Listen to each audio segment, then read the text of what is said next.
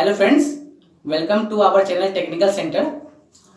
मैंने पिछले क्लास में WCS के रिगार्डिंग एक वीडियो अपलोड किया था, जिसमें मैं चाल और वेग यानी स्पीड एंड वेलोसिटी इस चैप्टर को मैंने स्टार्ट किया था। मैंने उस चैप्टर के रिगार्डिंग कुछ इम्पॉर्टेंट बातें बताई थी, जैसे मोशन क्या होता है, रेस्ट क्या होता है, और यूनिट्स को हम लोग कैसे मेजरमेंट यानी कि मेजरमेंट करने के लिए हम लोग कैसे यूनिट्स को यूज करते हैं। ये सारी बातें मैंने पिछले क्लास में आपको बता दी थी। फिर मैंने बताया था कि हम लोग यूनिट को कितने सिस्टम में मेजर करते हैं, तो मैंने उसका नाम बता दिया था, जैसे FPS unit, CGS unit, MKS unit और SI यूनिट।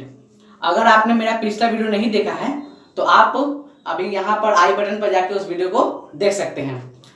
देखिए, मैंने आपको पिछले वीडियो में सारे का नाम बताया था, आज मैं उन सभी को एक्सप्लेन करता हूँ, फिर उसके बाद मैं फर्दर अपने वेलोसिटी और स्पीड चैप्टर में आगे की ओर मूव करूंगा।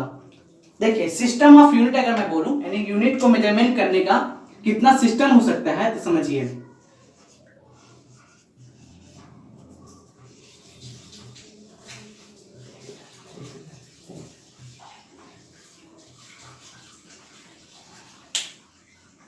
सिस्टम ऑफ यूनिट, देखिए सबसे फर्स्ट जो हमारा सिस्टम होता है, सबसे फर्स्ट जो होता है उसको हम लोग बोलते हैं FPS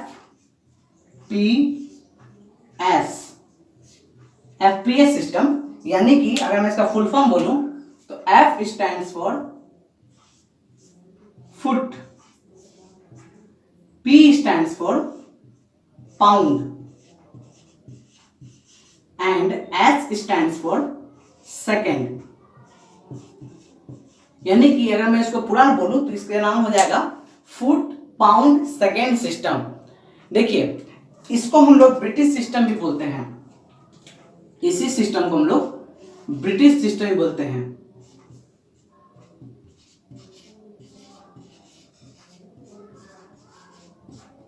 ब्रिटिश सिस्टम भी बोलते हैं। ब्रिटिश सिस्टम में देखिए, हम लोग बेसिकली जब हम लोग सिस्टम ऑफ यूनिट देखते हैं या सिस्टम ऑफ मेजरमेंट भी बोल सकते हैं इसका, तो हम लोग वहां पर ये समझते हैं कि हम लोग किसी भी फिजिकल क्वांटिटी को किस सिस्टम में, किस यूनिट में मेजरमेंट करते हैं।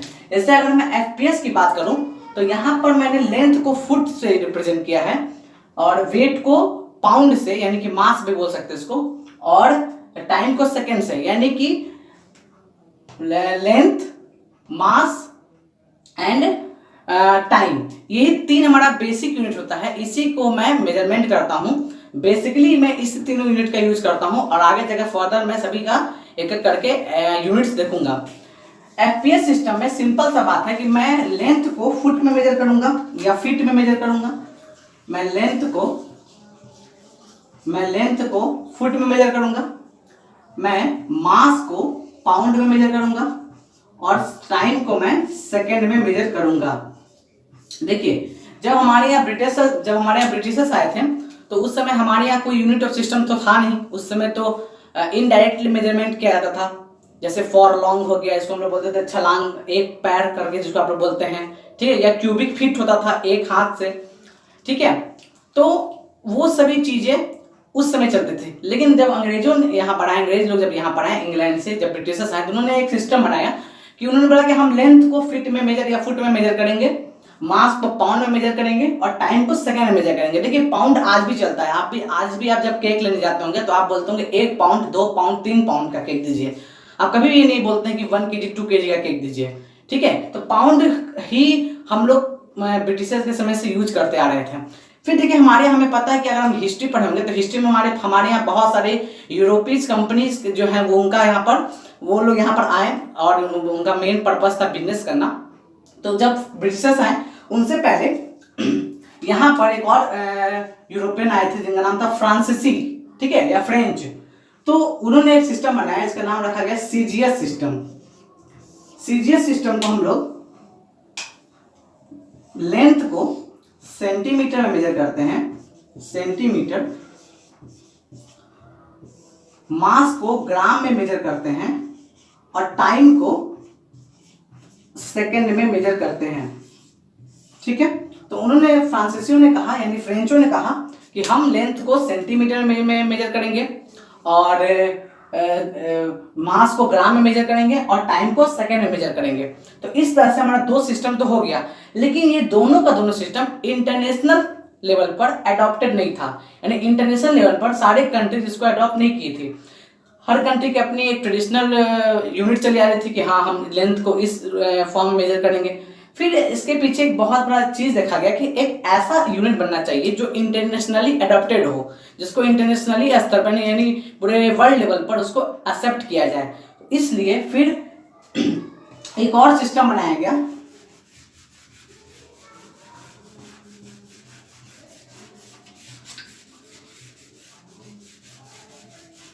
जिसको हम लोग, अगर हम देखें उसका नाम, तो उसका नाम है, थर्ड में मैं चलता हूं, उसका नाम है MKS सिस्टम। MKS मतलब M stands for metre, M stands for metre, K stands for kilogram and S stands for second, यानी MKS सिस्टम, या इसी को आप लोग ITI वाले स्टूडेंट बहुत ज्यादा इसको मीट्रिक सिस्टम भी बोलते हैं। आप लोग पढ़े होंगे, आप लोग मीट्रिक पद्धति, मीट्रिक वही है, ये मीट्रिक सिस्टम वही है, इसी को हम लोग मीट्रिक सिस्टम ही बोलते हैं MKS सिस्टम को, जिसमें हम लोग लेंथ को मीटर में मेजरमेंट करते हैं, मास को किलोग्राम में मेजरमेंट करते हैं और टाइम को सेकेंड में मेजरमेंट करते हैं। इसी MKS सिस्टम को 1971 में एक कॉन्फ्रेंस हुआ था पेरिस में, जिसमें ये बोला गया कि हम सभी जो है वर्ल्ड में जितने भी उसमें इसका कॉन्फ्रेंस में जो भी लोग पहुंचे थे, उन्होंने कहा कि हम MKS सिस्टम को ही क्या करते हैं, SI सिस्टम में बदल देते हैं। यानी कि MKS सिस्टम को ही आगे चलकर हम लोग चेंज कर दिए, बोले कि this is called the SI system, या system of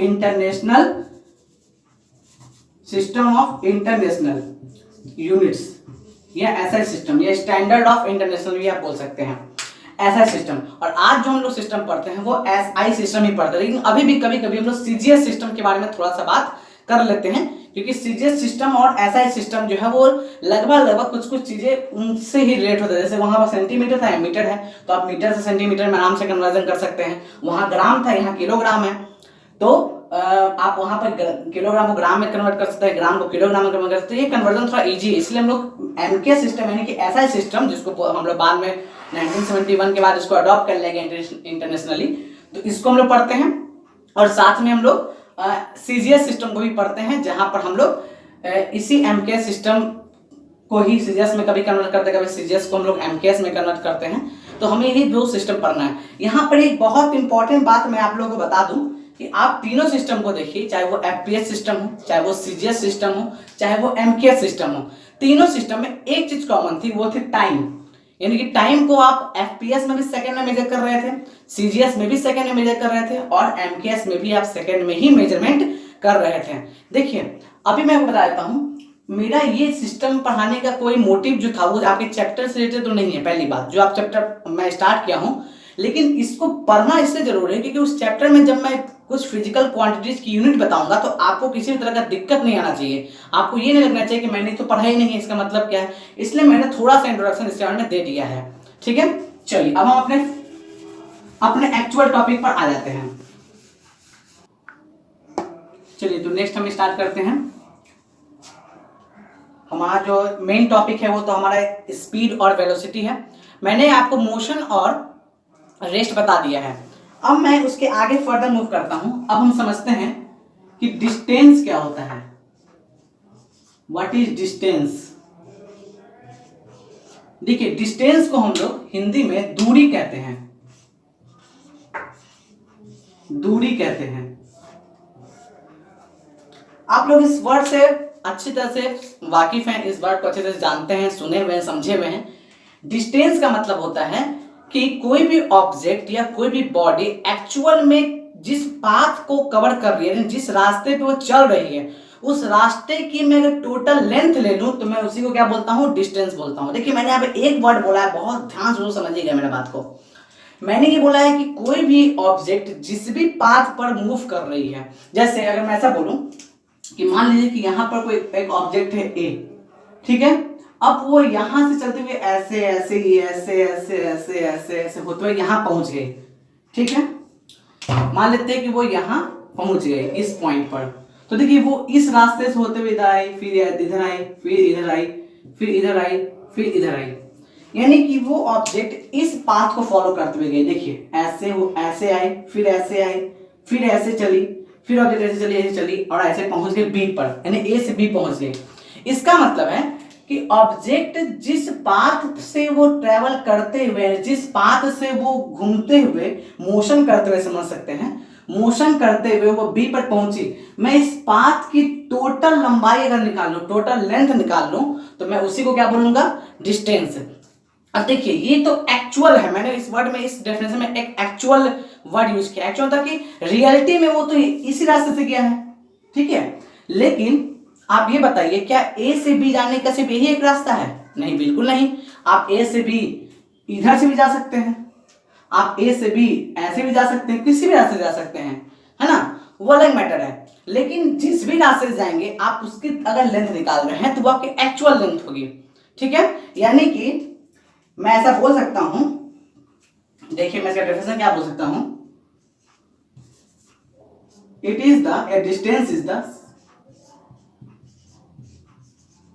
distance is the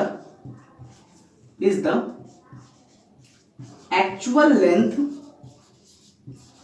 distance is the actual length of the total path covered by an object or a body. Distance is the actual length of the total path covered by an object or a body. यानी किसी भी object या body के through जितना total length, जितना भी total path है उसके जो मैं टोटल लेंथ निकालूंगा तो वही मेरा क्या कहलाएगा, डिस्टेंस कहलाएगा। अब समझिए, अगर मैं ऐसा बोलूं कि ठीक है, मुझे बताइए कि ए से बी जाने का सबसे शॉर्टेस्ट रूट कौन सा होगा, सबसे नजदीकी। जैसे आप लोग, जैसे मान लीजिए आप लोगों को कहीं जाना होता है, अपने घर से मान लीजिए कहीं जाना है, तो वहां जाने के आपके पास बहुत सारे रास्ते होंगे, ठीक है। आप गली से भी जा सकते हैं, आप मेन रोड से भी जा सकते हैं, आप किसी भी जगह जा सकते हैं, लेकिन आप क्या करते हैं, आप सबसे शॉर्टेस्ट रूट ढूंढते हैं कि मुझे सबसे शॉर्टेस्ट रूट मिल जाए, ठीक है। अब वो शॉर्टेस्ट रूट डिपेंड करता है कि वो किस डायरेक्शन में बना हुआ है, ठीक है। हो सकता है कि शॉर्टेस्ट आपके घर से बिल्कुल सीधा गया हो रास्ता, ऐसा भी हो सकता है, या वो शॉर्टेस्ट रूट हो सकता है कि किसी गली से घूमकर ही गया हो, लेकिन आप सबसे पहले उसी चीज को प्रेफर करते हैं जो सबसे शॉर्टेस्ट हो, ठीक है। तो अगर मैं ऐसा बोलूं, देखिए अगर मैं बोल रहा हूं कि ए से बी अगर मैं बोलूं, ठीक है, तो सबसे शॉर्टेस्ट यहां पर क्या होगा, अगर मैं सबसे सिंपल सा बात है, अगर मैं ऐसे चल जाऊं तो, अगर मैं ऐसे चल जाऊं तो, यानी मैं अगर इस रास्ते को फॉलो करते हुए चलूं, सीधा बिल्कुल चल जाऊं, तो ये सबसे शॉर्टेस्ट रूट होगा, ठीक है। अब देखिए जहां से आप अपने ट्रैवलिंग को स्टार्ट करते हैं, ठीक है, जहां से आप चलना स्टार्ट कर रहे हैं उसको हम लोग बोलते हैं इनिशियल पॉइंट, ठीक है। तो ये जो हमारा है ए पॉइंट हमारा कहलाता है इनिशियल पॉइंट, इनिशियल पॉइंट, ठीक है, ठीक है। और जहां पर पहुंचे हैं, नाम से मेरा फाइनल पॉइंट, ये क्या कहलाएगा, फाइनल पॉइंट, ठीक है। और इनिशियल पॉइंट और फाइनल पॉइंट को जो लाइन मैच कर रहा है, जो लाइन मिला रहा है ना, ये लाइन सबसे शॉर्टेस्ट मुझे दिख रहा है। इसका मतलब कि ये भी तो अपने आप में एक डिस्टेंस ही होगा, ठीक है ना, ये भी अपने आप में एक डिस्टेंस ही होगा, लेकिन ये शॉर्टेस्ट डिस्टेंस है, ठीक है ना। तो इसके लिए हम लोग साइंस में एक और वर्ड यूज करते हैं जिसको हम बोलते हैं डिस्प्लेसमेंट, ठीक है। दैट मीन्स कि ये जो किसी भी इनिशियल पॉइंट और फाइनल पॉइंट को जो भी लाइन, सबसे शॉर्टेस्ट लाइन जो उसको मिलाएगा, उस पाथ को यानी उस रास्ते को हम लोग क्या बोलते हैं, डिस्प्लेसमेंट हुआ है। यानी अगर मैं इसकी लेंथ निकाल लूं, ए से बी तक बिल्कुल सीधा सीधा लेंथ निकाल लूं, तो मैं बोलूंगा, मान लेते हैं कि मैंने इसको सीधा सीधा निकाला, ठीक है, और इसकी लेंथ आ गई 10 मीटर, थोड़ी देर के लिए मान लो 10 मीटर, तो 10 मीटर हमारा क्या होगा, डिस्प्लेसमेंट होगा, ठीक है। लेकिन अगर मैं इसकी लेंथ निकालूं और ये आ गया हमारा मान के चलते 20 मीटर, तो 20 मीटर हमारा डिस्टेंस होगा, ठीक है, समझ पा रहे हैं? अब समझिए यहाँ पर एक बात को और, जब आप डिस्टेंस और डिस्प्लेसमेंट निकालते हैं, ठीक है, तो यहाँ पर एक चीज गौर कीजिए कि डिस्टेंस में बार बार डायरेक्शन आपका चेंज हो रहा है। एक बार आप ऐसे जा रहे हैं, फिर ऐसे जा रहे हैं, आप ऊपर गए ऊपर के डायरेक्शन में, फिर आप नीचे के डायरेक्शन में जा रहे हैं, फिर ऐसे चलते हैं, फिर आप ऊपर के डायरेक्शन में जा रहे हैं, फिर आप नीचे के डायरेक्शन में जा रहे हैं। जैसे आप लोग अभी घर से निकलते हैं कहीं जाने के लिए, तो आप लोग कई बार रास्ता चेंज करते हैं, कभी आप नॉर्थ चलते हैं, फिर आप साउथ घूम जाते हैं, फिर आप कभी ईस्ट जाते हैं, कभी नॉर्थ घूम जाते हैं, तो बार बार आपका डायरेक्शन क्या हो रहा है, चेंज हो रहा है, ठीक है। लेकिन डिस्प्लेसमेंट में आप देखिए तो बिल्कुल डायरेक्शन चेंज नहीं हुआ है। इसका मतलब ये है कि डिस्टेंस जो है, ठीक है, डिस्टेंस जो है इसमें डायरेक्शन बार बार चेंज हो रहा है। अच्छा, नहीं भी हो सकता है कभी, क्यों? कभी तो ऐसा भी तो हो सकता है कि आपके पास ए से बी जाने के लिए आपने यही रास्ता पहले ही चूज कर लिया हो, ठीक है, तो इसका मतलब कि वो डिस्प्लेसमेंट ही डिस्टेंस बन जाएगा उस समय, है ना, वो तो केस अलग है। बट डिस्टेंस में बार बार डायरेक्शन चेंज हो रहा है, ठीक है। और हम लोग फिजिकल क्वांटिटी जितने भी होते हैं हमारे, जैसे हमारे डिस्टेंस हो गया, डिस्प्लेसमेंट हो गया, स्पीड हो गया, वेलोसिटी हो गया, एरिया हो गया, प्रेशर हो गया, जितना भी है, फोर्स हो गया, इलेक्ट्रिक करंट हो गया, हीट हो गया, पावर हो गया, इन सभी को हम लोग दो टाइप में डिवाइड कर देते हैं, ठीक है। तो एक को बोलते हैं हम लोग वेक्टर क्वांटिटी और एक को बोलते हैं हम लोग स्केलर क्वांटिटी, ठीक है।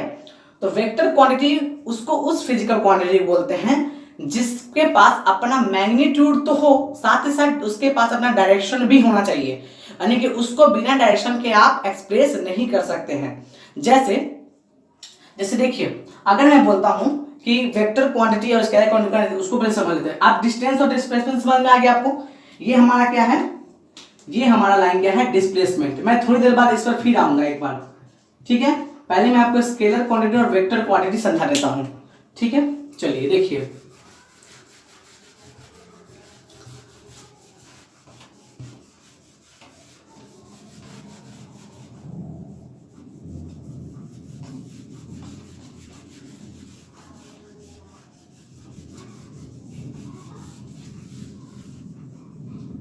समझिए यहां पर एक तरफ मैं लिख देता हूं वेक्टर क्वांटिटीज लिख देता हूं, ठीक है, और एक तरफ मैं लिख देता हूं स्केलर क्वांटिटीज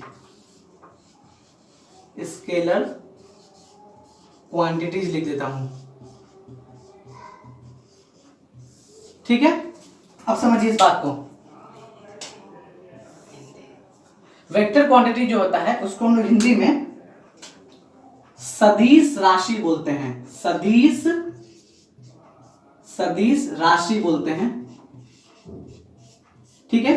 और स्केलर क्वांटिटी को हम लोग हिंदी में अदिश राशि बोलते हैं, अदिश राशि बोलते हैं। देखिए, आपके एग्जाम में एक क्वेश्चन तो कंफर्म यहां से आएगा, ये 100% आप लिख लीजिए। आपके एग्जाम में एक क्वेश्चन इन दोनों से पक्का आएगा। आपको 4 ऑप्शन दे दिया जाएगा और बोला जाएगा कि पहचानिए इसमें से कौन वेक्टर, बोल देगा which of the following are not scalar quantity. आपको बताना होगा इसमें स्केलर कौन नहीं है, तो आपको इन दोनों के बारे में पता होना चाहिए और इनके अंदर कौन कौन सी फिजिकल क्वांटिटी आती है आपको वो याद भी होना चाहिए। देखिए, वेक्टर क्वांटिटी वैसे फिजिकल क्वांटिटी को बोलते हैं, वैसी भौतिक राशि को बोलते हैं जिसको एक्सप्रेस करने के लिए या जिसको बताने के लिए आपको मैग्नीट्यूड तो बताना ही पड़ेगा, ये तो फिक्स है, मैग्नीट्यूड के बिना तो बता नहीं सकते। जैसे अगर मैं बोलूं कि मैं किसी को बोलूं कि वेट, तो वेट आपको बताना पड़ेगा ना कि 50 केजी 50 न्यूटन है कि 60 न्यूटन है, कितना है। लेंथ बोलो तो लेंथ तो बताना पड़ेगा ना आपको कि 2 मीटर है कि 4 मीटर है कि 10 मीटर है, ठीक है, उसको बोलते हैं मैग्नीट्यूड, ठीक है, यानी उसका वैल्यू कितना है वो तो आपको बताना ही पड़ेगा, ठीक है। साथ ही साथ आपको कुछ ऐसी क्वांटिटीज होते हैं जिनके बताने के लिए आपको मैग्नीट्यूड के साथ साथ उसका डायरेक्शन भी बताना पड़ेगा कि वो पार्टिकुलर जो क्वांटिटी है फिजिकल वो किस डायरेक्शन में हो रही है। जैसे मैं अगर यहाँ पे थोड़ा सा एक एग्जांपल देकर आपको समझाऊं, जैसे अगर मैं बोलूं कि मान लीजिए ये कोई ग्राउंड है, कोई जमीन है, यहां पर एक मैंने ऑब्जेक्ट रख दिया, चलिए ठीक है, मैंने ये ऑब्जेक्ट यहां रख दिया, इस ऑब्जेक्ट का मैं नाम दे देता हूं ए, ठीक है। अब इस ऑब्जेक्ट पर कुछ लोग इधर से धक्का दे रहे हैं, ऐसे करके इस डायरेक्शन में से ढकेल रहे हैं, ठीक है। कुछ लोग इसको ऐसे पकड़ के खींच रहे हैं, यहां से ऐसे खींच रहे हैं, ठीक है। कुछ लोग इसको इस डायरेक्शन में ढकेल रहे हैं, ऐसे करके पुश कर रहे हैं।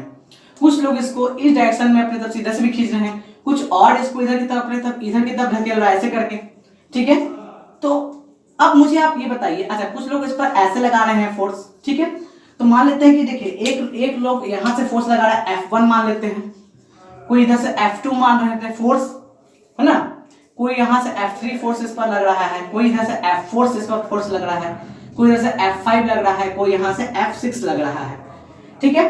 तो अगर मैं आपसे बोलूं कि बताइए ये ऑब्जेक्ट अब बताइए किधर की तरफ मूव करेगा, तो आप कहेंगे कि तो बहुत कंफ्यूजिंग हो गया, क्योंकि अगर सिंपल में दे देता आपको, अगर मैं ऐसे बोलता कि चलिए आपके पास एक ऑब्जेक्ट रखा हुआ है ऐसे करके एक ऑब्जेक्ट रखा हुआ है और आप इसको इधर की तरफ ऐसे करके पुश कर रहे हैं, ऐसे करके मैंने एरो इधर बनाया था, इधर की तरफ इसको धकेल रहे हैं, धक्का दे रहे हैं, ठीक है। तो आप सिंपल बोलते हैं कि सर इसमें क्या है, मैं इसको इधर धकेलूंगा तो पक्का कि ये बॉक्स इधर की तरफ मूव करने लगेगा, सिंपल सी बात है, ठीक है। मैंने बोला चलिए अच्छी बात है। अब मुझे ये बताइए कि अगर मैं इसको ऐसे इधर की तरफ खींचूं, ऐसे करके खींचूं, ऐसे करके खींचूं तो किधर जाएगा बॉक्स, तो आप बोले बहुत सिंपल है सर क्या दिक्कत है, ऐसे खींचेंगे तो इधर ही पाएगा।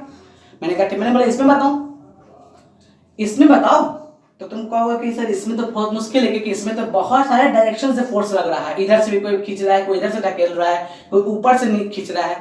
दैट मीन्स कि आप सिर्फ पहले बात तो आपको सबसे पहले ये समझना होगा कि इस पर टोटल कितना फोर्स लग रहा है। अगर 5 लोग 6 लोग यहाँ पर हैं, 6 फोर्स लग रहा है, तो 6 का एक सिंगल इफेक्ट आपको बताना पड़ेगा कि इस पर कितना लग रहा है। आप कभी अगर कोई आपसे आके पूछे बताइए इस बॉडी पर यानी इस ये जो बॉक्स रखा हुआ है इस बॉक्स पर कितना फोर्स लग रहा है, तो आप कभी थोड़ी बोल सकते हैं कि हाँ F1 लग रहा है F2 नहीं, आपको एक सिंगल वैल्यू बताना पड़ेगा।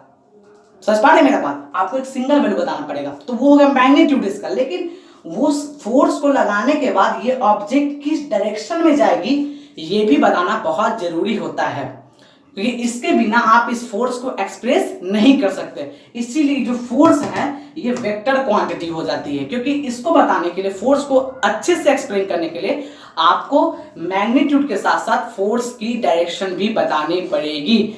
अब आप कुछ यहाँ पे इंपॉर्टेंट जो वेक्टर क्वांटिटी है और जो स्केलर क्वांटिटी है मैं उसको लिख देता हूं, आप लोग उसको जरूर से लिख लीजिएगा, क्योंकि वो आपके एग्जाम में 100% मैं बोल रहा हूं एक क्वेश्चन यहां से पक्का आएगा आपके एग्जाम में। देखिए मैं यहाँ लिख देता हूँ कुछ इंपॉर्टेंट वेक्टर क्वांटिटी कौन कौन है, कुछ इंपॉर्टेंट स्केलर क्वांटिटी कौन कौन सी है। देखिए चलिए अब मैं आपको कुछ इंपॉर्टेंट वेक्टर क्वांटिटी कुछ इंपॉर्टेंट स्केलर क्वांटिटी लिख के बता देता हूं। जैसे सबसे इंपॉर्टेंट जो फर्स्ट मैं लिखूंगा, ठीक है, वो है डिस्प्लेसमेंट। डिस्प्लेसमेंट एक वेक्टर क्वांटिटी जिसको हम लोग हिंदी में विस्थापन बोलते हैं। क्या बोलते हैं? विस्थापन बोलते हैं, ठीक है, विस्थापन। तो पहला तो ये हो गया। सेकंड जो होता है वो होता है वेलोसिटी, जो आपके इस चैप्टर का ही पार्ट है। वेलोसिटी को हम लोग हिंदी में पहले भी मैं बता चुका हूं, फिर से बता देता हूं, वेग बोलते हैं, ठीक है। आपकी जो तीसरी फिजिकल क्वांटिटी है, एक सेकंड रुकिएगा, आपकी जो तीसरी फिजिकल वेक्टर क्वांटिटी वो है एक्सेलरेशन। एक्सेलरेशन जिसको हम हिंदी में त्वरण बोलते हैं। आपकी जो फोर्थ फिजिकल वेक्टर क्वांटिटी है उसको हम लोग बोलते हैं मोमेंटम, जिसको हम लोग हिंदी में संवेग बोलते हैं। ये सब आपको याद रखना है, इससे क्वेश्चन एग्जाम में डायरेक्ट आपसे पूछा जाएगा कि बताइए इसमें से कौन वेक्टर क्वांटिटी है या नहीं है, या कौन स्केलर क्वांटिटी है या नहीं है। उसके बाद आपका जो फिफ्थ है बहुत सारा, लेकिन आपको सिर्फ और सिर्फ इंपॉर्टेंट याद रखना है, ठीक है। चलिए, तो डिस्प्लेसमेंट यानी विस्थापन, वेलोसिटी यानी वेग, एस्केलेशन यानी त्वरण, मोमेंटम यानी संवेग। अगला है फोर्स, फोर्स यानी कि बल, ठीक है। और अगला है मूवमेंट, जिसको हम बोलते हैं बलाघूर्ण, बलाघूर्ण, ठीक है। तो ये आपके कुछ इंपॉर्टेंट वेक्टर क्वांटिटीज हैं जो आपको याद रखना है डायरेक्टली, ठीक है। Displacement, velocity, escalation, momentum, force और मूवमेंट, ये कुछ इंपॉर्टेंट है। अब मैं आता हूं स्केलर क्वांटिटी में। देखिए स्केलर क्वांटिटी में आपको कुछ याद रखना है इंपॉर्टेंट स्केलर क्वांटिटी। मैं इसका स्केलर क्वांटिटी का मैं आपको ट्रिक भी बता दूंगा कैसे याद रखना है, पहले आप लिख लीजिए। देखिए सबसे पहला मैं स्केलर क्वांटिटी की बात करूं तो देखिए सबसे पहला है ऊर्जा, यानी इसको हिंदी में बोलते हैं, इंग्लिश में बोलते हैं एनर्जी, एनर्जी, ठीक है। दूसरा जो आपका है वो आपका है समय, यानी कि टाइम। तीसरा जो आपका है वो है कार्य, इसको हम लोग इंग्लिश में वर्क बोलते हैं। फोर्थ जो आपका है वो आपका है दाब, इसको हम लोग प्रेशर बोलते हैं। फिफ्थ जो आपका है वो आपका है लंबाई, इसको हम लोग लेंथ बोलते हैं, ठीक है। 6 नंबर जो आपका है वो आपका होगा डिस्टेंस, यानी इसको बोलते हैं दूरी।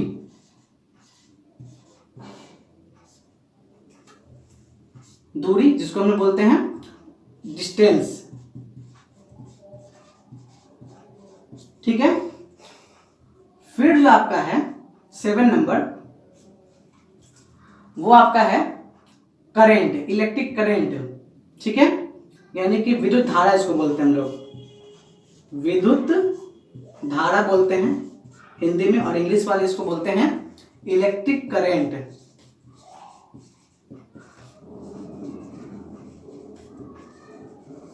ठीक है। उसके बाद जो 8 नंबर आपका है वो है आपका आयतन, ठीक है, इसको हम लोग वॉल्यूम बोलते हैं। और जो आपका 9 नंबर है वो है तापमान, जिसको हम लोग टेम्परेचर बोलते हैं, ठीक है। तो ये कुछ इंपॉर्टेंट आपकी अदिश राशि है, यानी कि स्केलर क्वांटिटी है, ठीक है। तो मैं इसका छोटा सा आपको ट्रिक बता देता हूं कि इसको कैसे आप याद रख सकते हैं। मैं एक लाइन में इसका ट्रिक बता देता हूं। देखिए इसका स्केलर क्वांटिटी याद रखने का ट्रिक है, अब मैं यहां लिख देता हूं, समझिएगा। यहां पर